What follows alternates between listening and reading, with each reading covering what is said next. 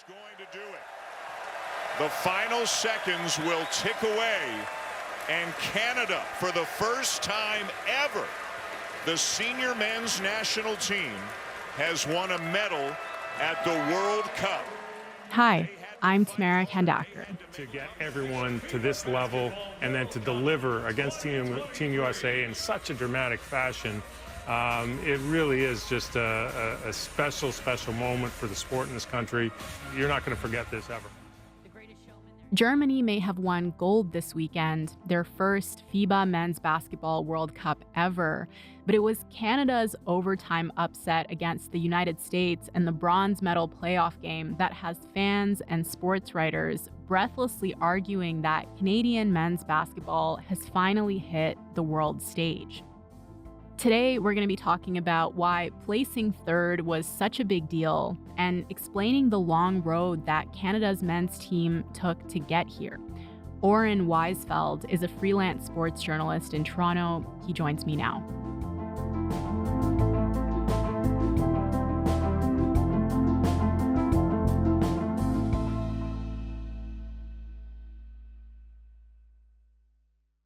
Hi, Oren. Thanks so much for being here. Hi, Tamara. Thanks for having me. So there's a lot being written about this tournament, and the overall feeling, other than celebration, obviously, is this tangible realization of potential. Why does this win feel like such a turning point, and why is this so exciting? It's exciting because this is really the first time that the Canadian men's team has had any level of success at the international level in 23 years. Mhm. Bronze might not sound like a huge deal to some people, but you have to remember that this is the most difficult competition in international basketball. The Olympics might get more shine, but the World Cup is a 32 team competition compared to 12 at the Olympics. Mm. And then the World Cup also acts as a qualifier for the Olympics next summer. So it's a big deal because Canada achieved a lot of firsts in this competition. You know, they won bronze for the first time ever at a World Cup, their first medal ever at a World Cup. They beat the USA for the first time ever at a World Cup. And then they also qualified for the Olympics for the first time since 2000. So it's just a big deal because they achieved all those firsts, and B, this is really the first time that this group has ever played together. So it's just really exciting looking forward. It's a young group and they seem to be committed for the long haul. Mhm. So when you look forward of the future of Canadian basketball, it's just a really exciting time right now. And it's worth mentioning that Canada's women's team has already had a fair bit of success, right? And this is like the first time Canada's men's basketball is actually hitting the world stage. Yeah, exactly. I mean, the men are catching up to the women in a lot of ways. The women have won bronze twice at World Cups, and they placed fourth last summer at the World Cup. Shot opportunity for Canada. Che, no good. And they're going to let it wind down as Australia now are all smiles. They have won bronze here at this year's FIBA Women's Basketball. But for the men, this has been a struggle for a very long time. You know, for the people who have been paying very close attention, you could see this coming for sure. There is more and more NBA players coming from Canada over the last few years. You know, over just the last 2 years, Jamal Murray and Andrew Wiggins, two Canadians, were both the second best players on championship teams in Golden State. Bringing the trophy back to the hometown, my hometown, is amazing. You know, it's something that hasn't been done before. It's like a dream come true. You know, I'm bringing the trophy back to where it all started. You know, Vaughan City, where And in Denver. Jamal, just 2 years ago this time, you were barely able to walk, but you vowed to come back.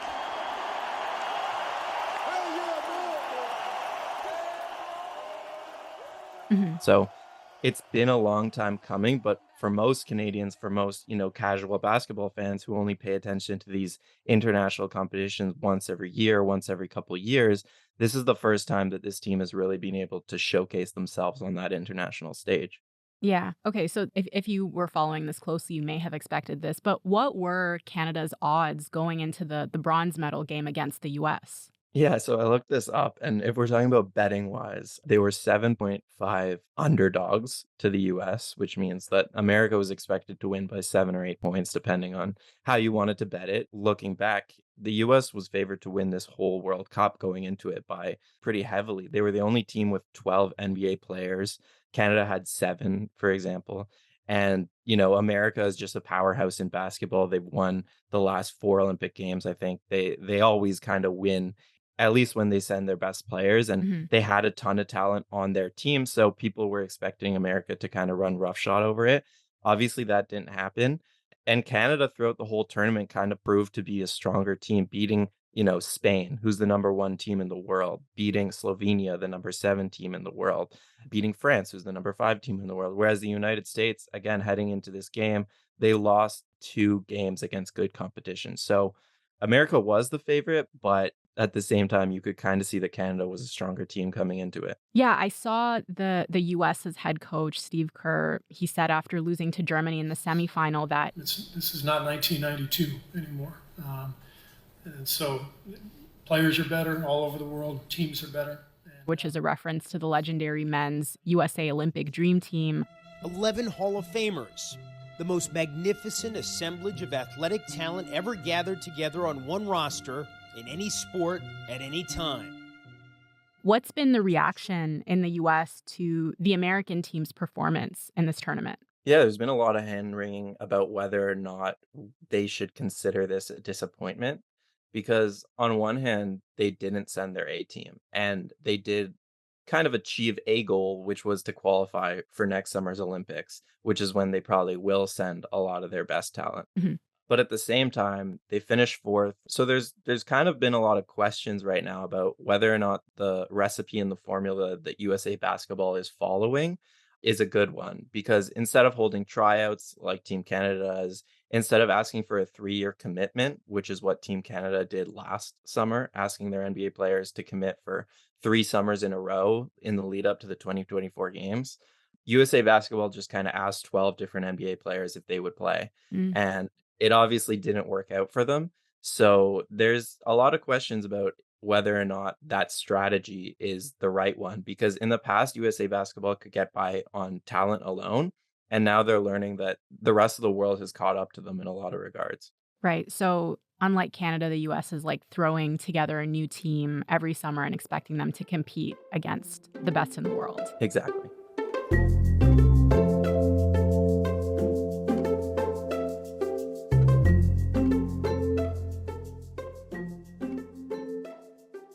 So, all of this happened without two of Canada's best players, Andrew Wiggins and Jamal Murray. Both of them sat out this tournament. So, let's take a minute to talk about the athletes who dominated the court for Canada, starting with Shai Gilgeous-Alexander. What should we know about him? Yeah, so Shai Gilgeous-Alexander, he's 25-year-old point guard. Gilgeous Alexander. Canada leads.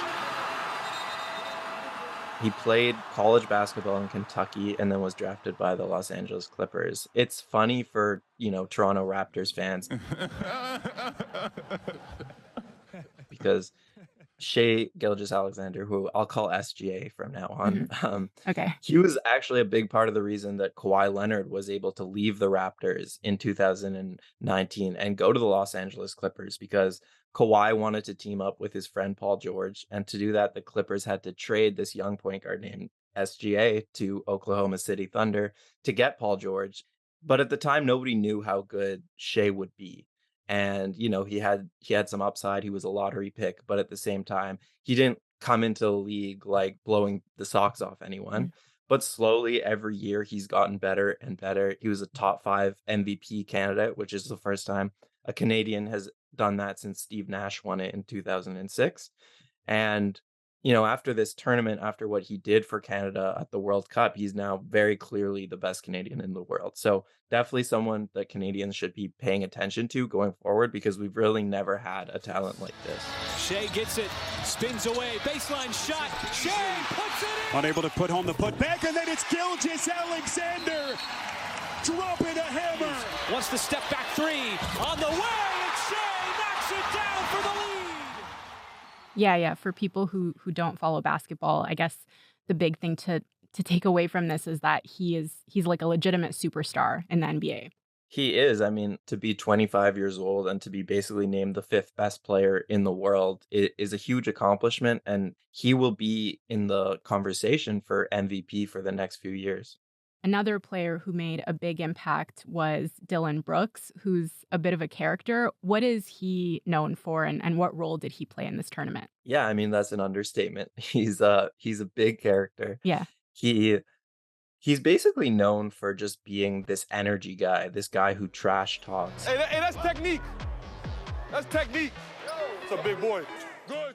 He said it himself that when he gets onto the court, he has a completely different persona than the person he is off of it. And to be honest, that's because he had to find a niche to survive in the NBA. Unlike Shea Gilgeous-Alexander, Dylan Brooks was not a highly touted prospect. He was the 45th pick out of 60 picks in the draft. And to survive in the NBA, had to kind of find a role. And for him, that was like this rugged defender who kind of stirred things up with his opponents. And he's had a successful 6 seasons in Memphis, but at the end of last season, it kind of backfired on him. He called LeBron James, who is, for many years was the best player in the world. I don't care. He's old. You know what I mean? I was waiting for that.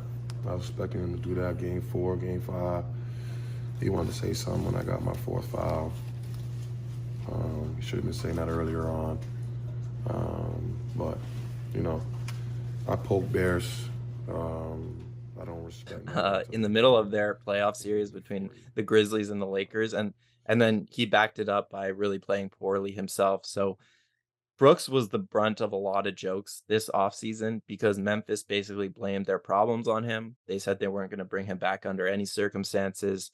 And people took jabs on him on social media. They joked about whether or not he would even be back in the NBA after the way he flamed out last season.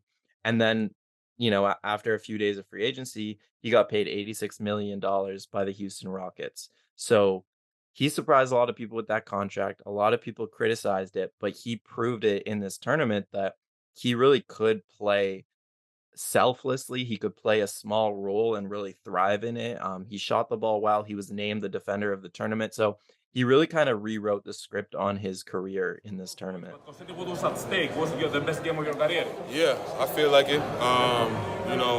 Coming off a tough year with my whole squad, it was great. Having a refresh with Canadian blood. Guys believe in me.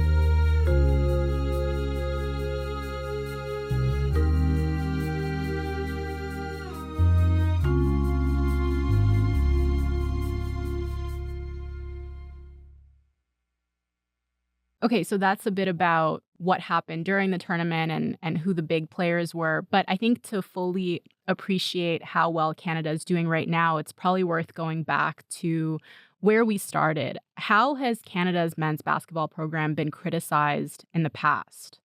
Yeah, so let's go back to 2000. That was the last time that the Canadian men's team has really had any success. And that's when they were in the Olympics, led by a young Steve Nash, and they beat the former Yugoslavia in the Olympics. They ended up placing 7th. And at the time, that was a massive accomplishment. They only had 2 NBA players on that team, Nash and Todd McCullough. The rest of their players were basically European pros who weren't quite good enough to make it to the NBA. Since then, there's just been a ton of turnover at the coaching ranks, at the players' ranks. They didn't have enough funding. They didn't have enough resources to, whether it was fly their players private, whether it was set up exhibition games, whether it was even kind of having the best training facilities for these players to practice on in the summers. So it was a couple decades basically of failure at the international level and also NBA players not wanting to represent their country. And it's hard to hold it against those players because Canadians have never, until now, cared about international basketball, to be frank. This isn't hockey. There has never been a real culture of basketball even in this country until the last 5 or 10 years. And so those players looked at it. They looked at the fact that Team USA was probably going to walk over them if they did play.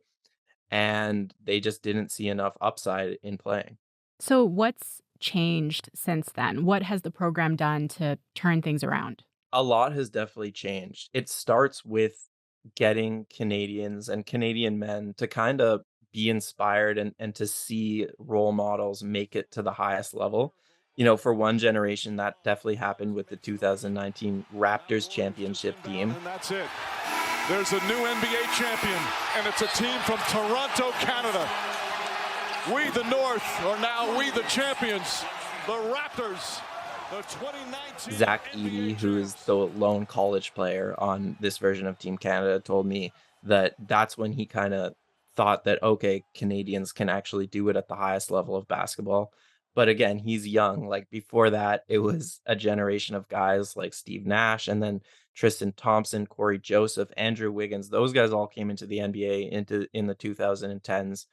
And I think it's the cumulative effect of having all these role models coming out of all these different parts of Canada, not just Toronto, and having Canadians have players who they can look up to who made it out of their neighborhood, made it to the NBA, and kind of proved that, that's possible for them too. Right. So that's definitely the first part of it. And the second is the how. It's like once you are inspired, you still need the infrastructure in place to compete and to train and to give yourself the very best chance you could to make the NBA. And so this is where a lot of those Canadian stars of the past that I mentioned earlier, Mhm. those guys who played in Europe and who weren't good enough to make it to the NBA, that's when they came back to Canada in the 2000s and the 2010s, and they started to help the next generation as coaches, as executives, as trainers, kind of putting their time and resources into the next generation. And Rowan Barrett is a really good example of this. Yeah, I was going to ask you about Rowan Barrett. So he's a former Canadian basketball player, but what else should people know about him? Rowan Barrett is the father of RJ Barrett, who is New York Knicks star who was on this Canadian team. The kick. Barrett for three. RJ Barrett. And Canada leads by 9. And he's also the general manager of the Canadian men's program. So he got into basketball in his late teenage years, and he tried to make it to the NBA. But at the time, again, Canada didn't really have those resources to help him out. So it was a bit too late for him, too little, too late. And he instead kind of had this professional career in Europe. And he also played for Team Canada. And then Rowan had RJ in 2000, and then he came back to Canada and he started working with Canada Basketball as the assistant GM to Steve Nash at the time. And Rowan really prioritized kind of building out the youth programs, doing training camps, identifying players from a younger age and training them, and putting more resources into the youth teams. And then RJ, just in comparison to Barrett, he had every resource in the world to kind of maximize his talents from a very young age. Mhm. He had every advantage that the previous generation didn't have because of guys like Rowan coming back to Canada and investing in the next generation in the way that they did.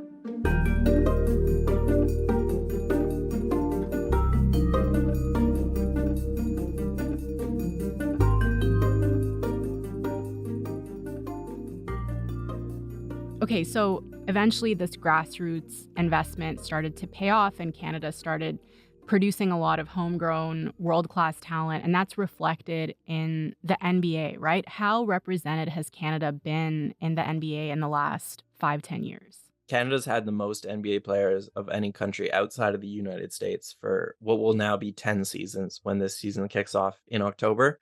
They had a record 22 players in the league last season. And they also have like a few legitimate stars when it's Shai Gilgeous-Alexander, Andrew Wiggins, Jamal Murray. These guys are three of the best 40, 50 players in the world coming from Canada. And it's also at the point where now every NBA draft, we're seeing 2 to 3 Canadians get drafted. In the last 2 years alone, we've had Shaedon Sharpe, Benedict Mathurin, Andrew Nembhard, Omax Prosper, Leonard Miller, all drafted in the last 2 drafts. So it is an exciting time for sure because that talent is there. This year, it's going to be more than 22 players in the NBA. And again, when you look at college, when you look at the guys coming up from the NCAA ranks to the NBA, and this is also true on the women's side from the NCAA to the WNBA, Mhm. we're seeing a ton of young talent that's going to be there for years to come. Right. If you're a star player, why would you think twice about wanting to play in this tournament? Yeah, it's a really good question that I don't think a lot of people understand. It's easy to criticize guys for not representing their country from afar, but it's a lot more complicated than that. For most NBA players, they will not spend their summers playing for the national team unless they have a long-term contract in place because there's just too much money to lose, right? There's been a lot of examples of NBA players getting injured in these international competitions. And if that happens and you don't have a contract in place, you risk losing a lot of potential money from your NBA team. So that's also part of the reason to go back why we haven't had commitment in the past few years is because so many of these players are young. And until they kind of got their second contract in the league, they didn't have that security of playing. They had to fight hard. They had to make comebacks game after game.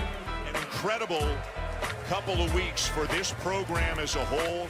And boy, is there going to be a lot of excitement and a lot of momentum, Al, for this program heading into the Olympics in Paris. So, Oren, looking ahead, how do you think the men's team is stacking up to competition like Germany and Serbia and the U.S., obviously, for the Paris 2024 Summer Olympics? Yeah, so Paris is going to be very tough for Canada. Obviously, Serbia is the team that knocked them out of this World Cup, and they were missing the best player in the world, Nikola Jokic, who will probably be there in Paris. And then also looking at the USA, they have players like Steph Curry and LeBron James, who are probably all going to be in Paris for kind of one last hurrah. So it's going to be tough for Canada. But when you look forward to Los Angeles 2028, for example, Canada has a real chance to win gold in that competition and moving forward because they have such a young group and a group that seems to be together for the long haul, whereas some of these other countries are getting a bit older. So going forward, Canada has a lot of optimism. Okay, cool. Super interesting. Oren, thank you so much. It was really nice talking to you. Yeah, thanks so much.